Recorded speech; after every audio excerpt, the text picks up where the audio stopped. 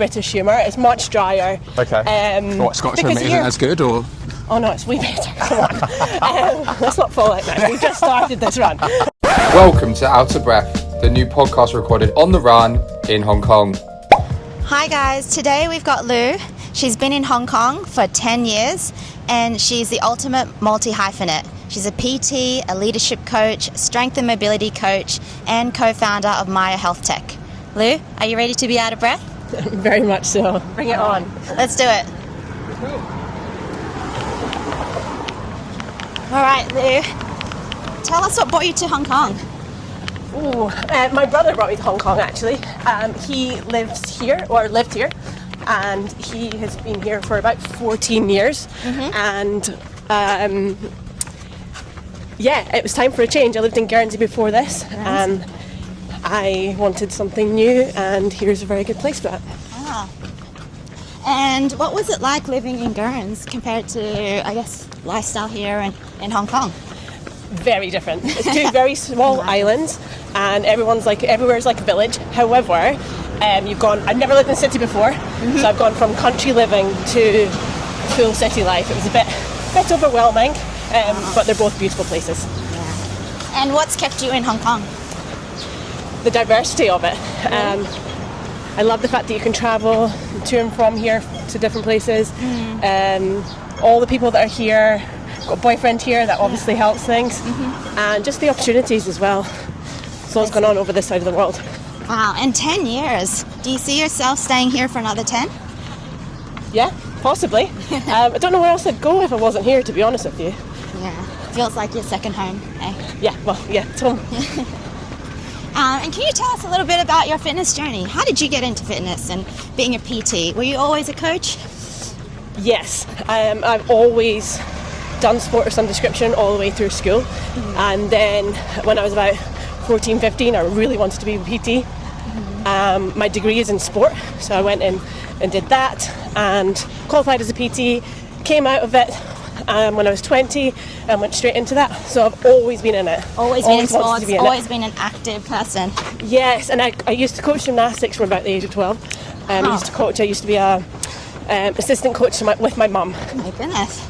So you can do handstands, backflips. Could do handstands and backflips. I was going to ask you for a demonstration. Not right now.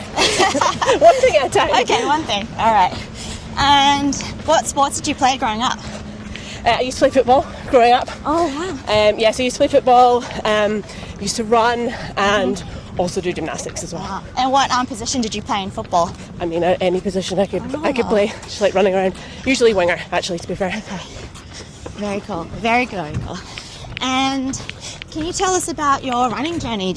Have you been a runner in Hong Kong and doing a lot of trails or pavement runs? Yeah, so I used to run as a teenager, and then I had a knee op and that kind of slowed things down. And then when I got to Hong Kong, it took a few years for me to get into it, but I started off going on the trails, and I really, really enjoy being on the trails. Hong Kong has some beautiful trails. Gorgeous, and it's just fun bouncing around and being in nature. Yeah, totally. And what's your favourite trail in Hong Kong to do?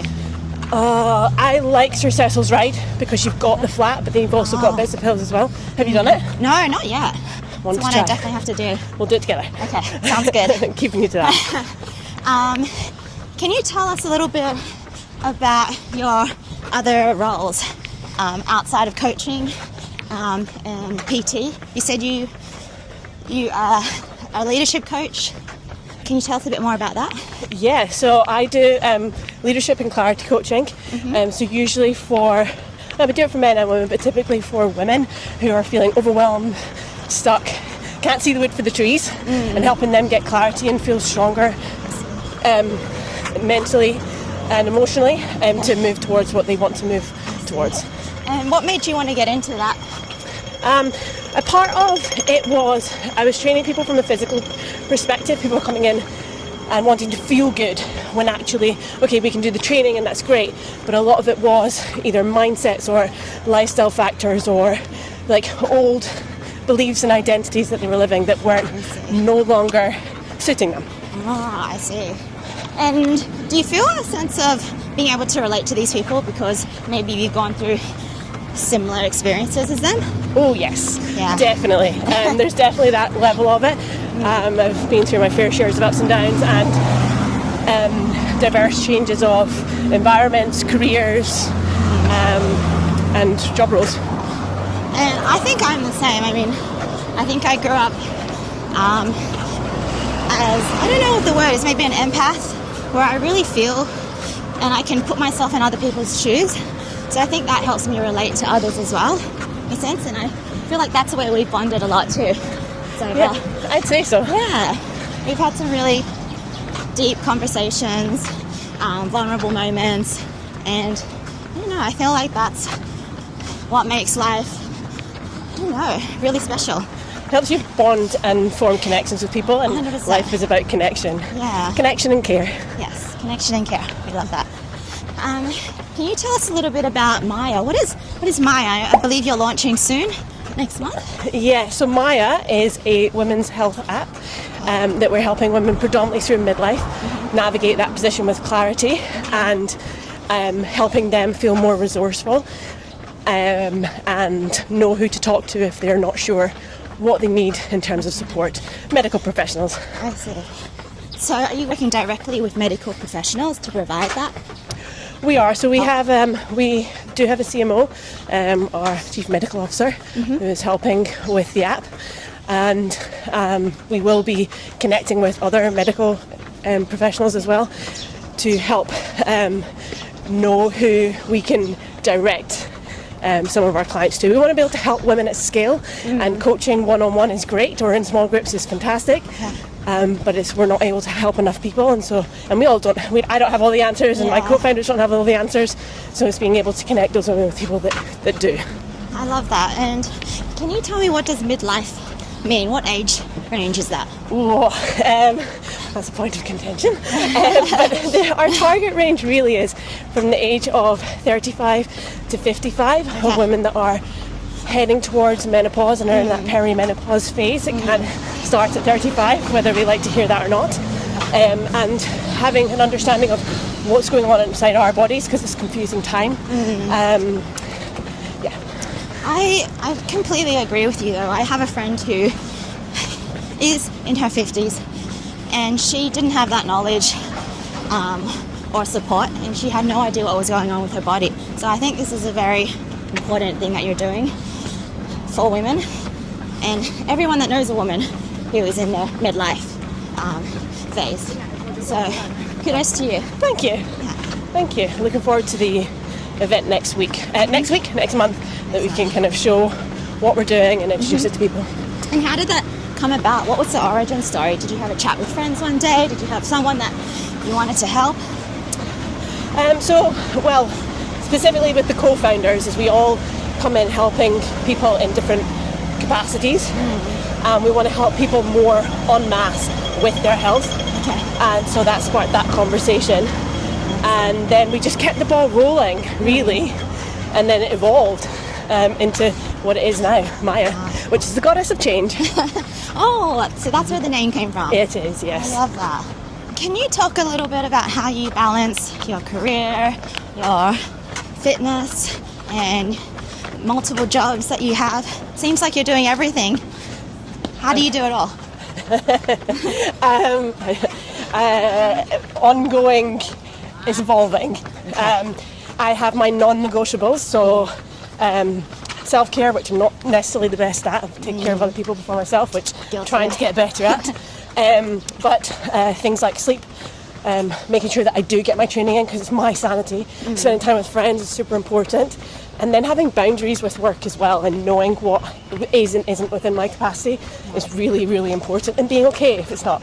Yeah, boundaries is a big one, and that's something I'm still learning as well. Not saying yes to everything and burning out. This city is really easy to do that, because you can say yes to everything and there's something all of the time. Always, always. Talking about self-care, what would a ideal self-care day look like for you? For me? Yes. Slightly longer lie than 6 a.m. would be ideal. Yeah, that's nice. I would get up, make a nice breakfast, I'd go out for a walk on one of the trails, seeing as I now live in the country. And I'd probably go to the gym because it's fun. I would, what else would I do? Put on some good music, have a bit of a dance, and I would definitely spend time with friends. All those things fill my cup. I love that. Social, moving the body, nature, and resting. Yeah, and if my family was here, I'd spend time with them. But a phone call will do. And your family comes to visit you quite a bit, don't they? They I feel do. like your dad's here every second week. Also true, yes. No, they do come out quite often, both mum and dad. And then my brothers have been over. So yeah, it's so nice having them here. And now, because we've done a lot of the touristy things with them, like the main touristy things, we can kind of just live normal life, which is something that I do miss. Being over here, you don't kind of get those things of like going to the supermarket with your mum. You know, it sounds so silly. You're sitting watching a movie. That's true. It's Making a cup things. of tea or baking, or actually baking, that would be on my to-do list. You're an avid baker. She's a very good baker. As you are. As you are. We should bake something together. We should actually. And I know you're quite close to your brother Andrew here. Yes. Yeah, how often do you see him? Well, he's now moved, actually. Oh, he's not in Hong Kong anymore? No. Just recently. But yes, we are very close. We're same but very different. Because we're only a year apart. But yeah, we used to see each other every single week. We actually used to work together at one point, so that was every single day. But then now we just send extensively long voice notes to one another instead, and have a FaceTime now and again. Yeah, I love a little waffle over the phone. Tell us a bit about your partner. Ooh, favourite thing to do. Honestly, just quality time. We both really like food, so we'll do cooking prep, cooking together, having a nice meal, getting some music on. We both love music as well, so those two combined in our nice new house. Food and music. Those are I love my that. favourite. And tell us a little bit about your partner. What does he do? Roger, he is. He runs a magazine, a lifestyle magazine called #Legend, and he is also he's gonna kill me for saying this, superstar DJ. Shout out DJ Reflex. That's very cringe. But anyway, We love it. We love a plug, a shameless plug. We'll go with it. And what do you miss the most about home, other than spending time with your family? Is there anything that you miss about Scotland? The banter. The banter? Yeah, I miss being around Scottish humour and connecting with people and interacting with people there, and also the fresh air. Scottish air. Fresh air. And a cup of tea maybe. I do miss that about home. Oh yeah, nice cup of tea. Yeah, We are back! I've entered full sport mode. Yep, full So sport. I wanted to circle back on home life. How different is that compared to Hong Kong? So different. It couldn't be what you anywhere- said? You said banter was such a big thing. I did say that. What is the difference in banter here compared to in Home Kong versus home? I don't know. It's different. It's just Scottish humour is just different. It's Why a is it different drier? level. Yeah, and I wouldn't just say Scottish because I would say definitely British humour. It's much drier. Okay. What, Scottish humour because isn't as good, or? Oh no, it's way better. Come on. Let's not fall out now. We've just started this run.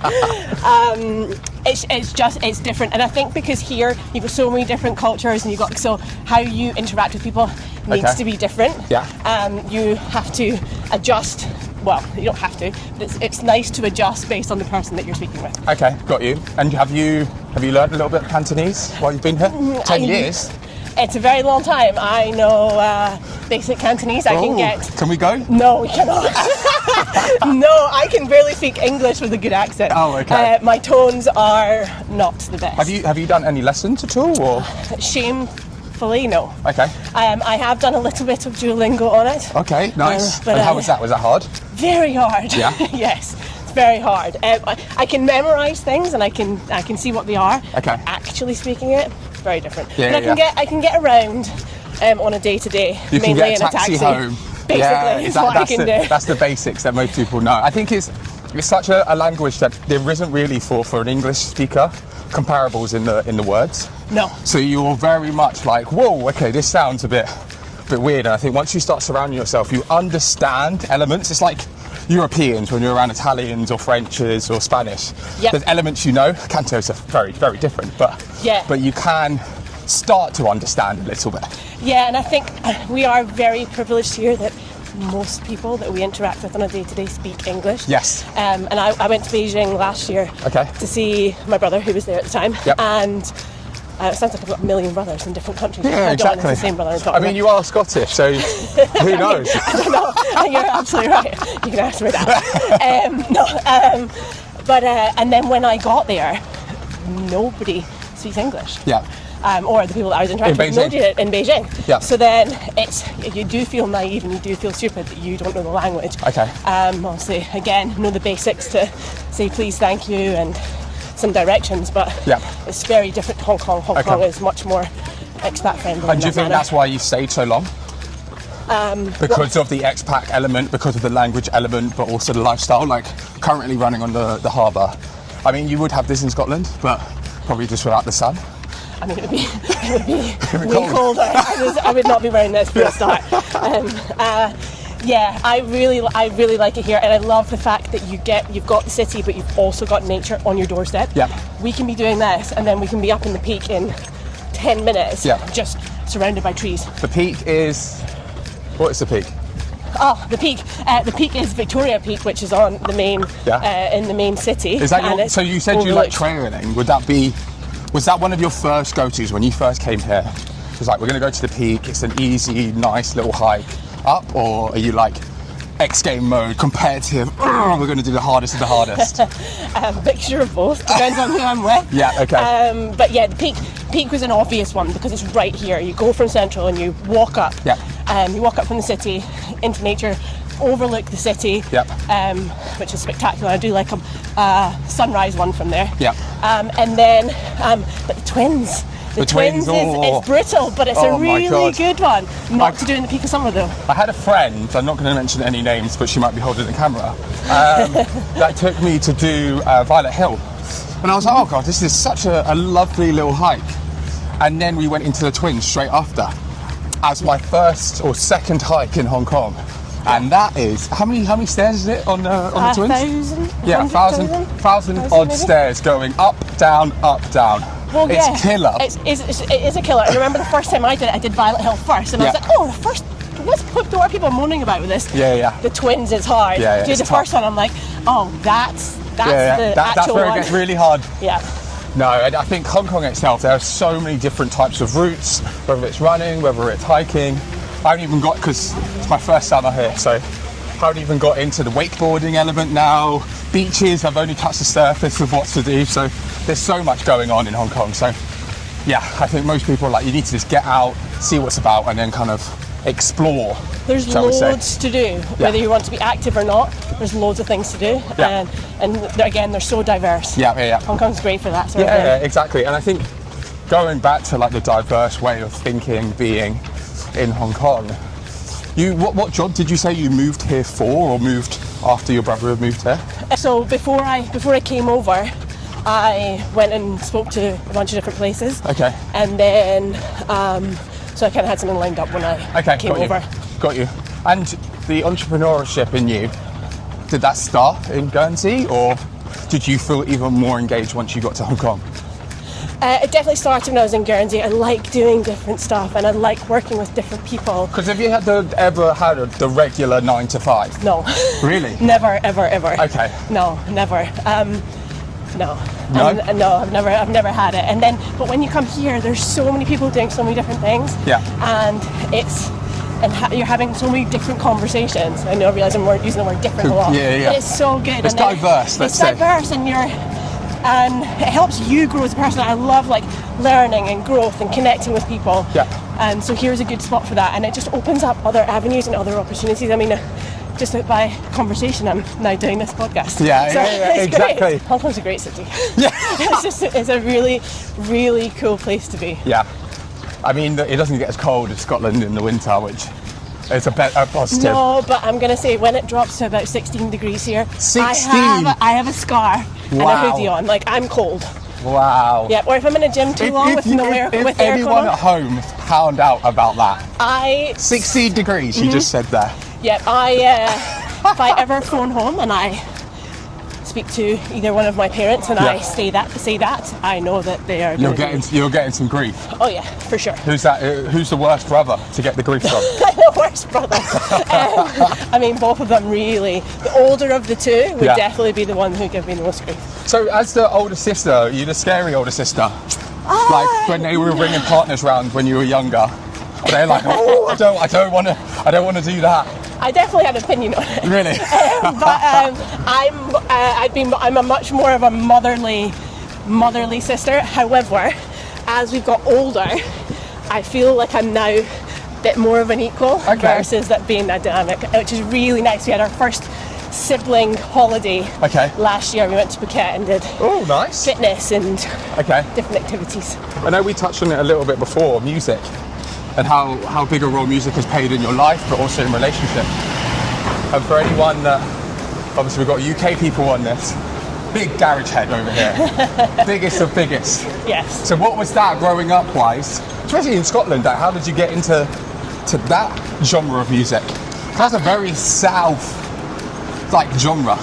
It was just what was on. It was what was on the radio. Really? Because it's anything that hit the charts. And I used to sit and watch. Like if I was at home on my own, I would sit and watch music videos, and I would just watch them on repeat. Like an MTV Base? All of them. All of them. I'd go for if there was songs on there, or it got to the ads, I'd then go into the next channel, and that was just that's how I'd spend my evening. If I was on my own. And have you ever looked to try and DJ or do anything like that? Yes. Damn, you were like, I didn't want to be asked this question. No, because I have definitely. So I would really like to be able to DJ. But I just need to actually get behind the decks. And it's a point of contention. You shoot yourself when you get there? It's not too bad. It's when there's lyrics in it I get all confused. But I have tried, and it's a point of contention in our household because I need to practice more. Oh God, it is. I don't need to start that argument over there. I mean, I don't know. But you need to practice more. You can cut that bit. Yeah. I do need to practice more, and I would like to because I really enjoy it, and I like finding new music, listening to new music, and all the old stuff as well. I'm a bit of an old soul. The music scene here is something that really shocked me. As we met on a garage night in Hong Kong, centre of Hong Kong. Was it like January, February time? Yep. And there was a massive carnival that happens most years in Hong Kong itself. And this is a garage night, a UK garage night, and you've got out of nowhere the cracks of Hong Kong. You've got loads of people coming out listening to garage. It's amazing. And there's not many garage nights, and it's usually those two that are DJing those nights, and they're always good fun. It's great music, and you're just bouncing around. Let's get to our last bit of the run. We have two little points that we like to talk about within the podcast. The first one is our quick fire questions. So, can I ask you a question? Boom, straight back. Number one. Okay, so we can start easy and work our way in. Okay, thank you. MTR or taxi? Taxi. Why? Well, was that? You really are going. You are okay. Rapid fire. Yeah. I would normally take the MTR, but I'd much rather take a taxi. Oh, you've got that disposable cash. There you go. Here she is. Okay. Jump in a taxi with you every time. Okay, solo runs or run clubs? Run clubs. Run clubs? Why?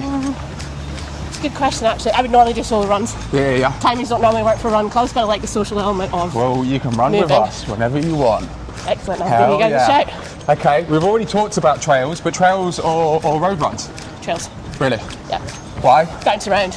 Really like it. Injuries or no injuries? No injuries.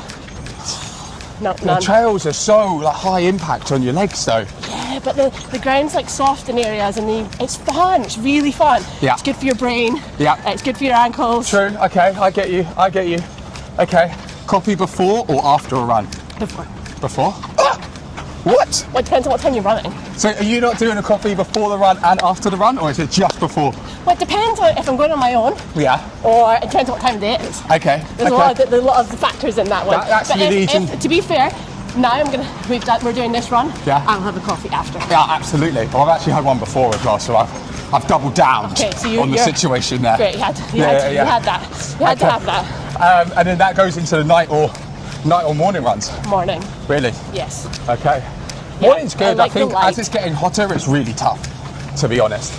So it is hard, but at the same time, doing a good job. It's nice to get it done and like to be out when nobody else is out. The city gets busy and you're navigating people, whereas in the morning tends to be quieter. Especially like running on the harbour front where it's just virtually impossible. There's so many people, you don't know what's going on, you're like, I can't do this. No, I do feel that. And are you a morning or an evening runner? I think I'm a morning person in general, so anything I could do in the morning. So most mornings for me, I go to the gym at like 7:15, 7:30, 45-minute workout, and then I'm done. For runs, I probably try and uphold that tempo, but my running schedule is normally on the weekends, so I normally do 2 runs, Saturday, Sunday, 1 long run on a Saturday, shorter run on a Sunday, and then midweek, my only evening runs, I would say, is my track nights.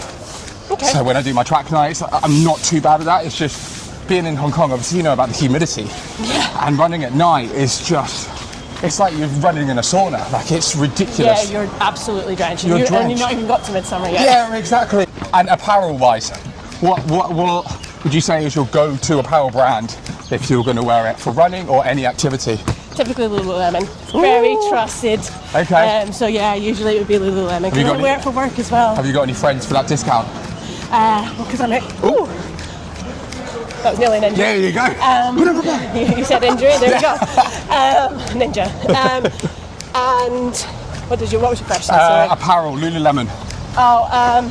Do I have any friends for discount? Yeah. As a PT, I get a discount. So I'm the friend. Let's hook up. We've got a hook up here. Okay, and then for your last breath, what would be your hot take for Hong Kong? People need to get out of the city. Spend more time out of the city. Okay. In Hong Kong still, but out of the city. Go and explore. There's so much to do. Where would you start? Well, I've now moved to Clearwater Bay, so maybe start there. Have you? But I would just anywhere. Okay. Go, just get yourself out into nature. Go to one of the islands. Okay. Go to Lama. Yep. Go and have some seafood. Would you live on an island? Don't know that I would, no. Oh, okay. So get out of the city but wouldn't live on an island? Yeah. The sass. Hypocrite. Yeah. There's so much to see, isn't there? We're outside the city, and I think like there's such beautiful countryside you can be in, and you could literally be in anywhere. Like Clearwater Bay is a lovely little beach area. Like you can go and see the sea instantly, but then also you're bang straight into the city straight away. Yeah, you're very close to it, and that's the thing. That's the beauty about Hong Kong is nothing is far away. Yeah. Even if you have to take. You like saying I live in Clearwater Bay, you're like, oh, that's miles away. Yeah. But when you put it into perspective against anywhere else in the world, it's absolutely not. Yeah. And then you're in a completely different environment. Yeah. So that would be my hot take. Okay, perfect. Well, thank you so much for coming on the podcast. Thank you.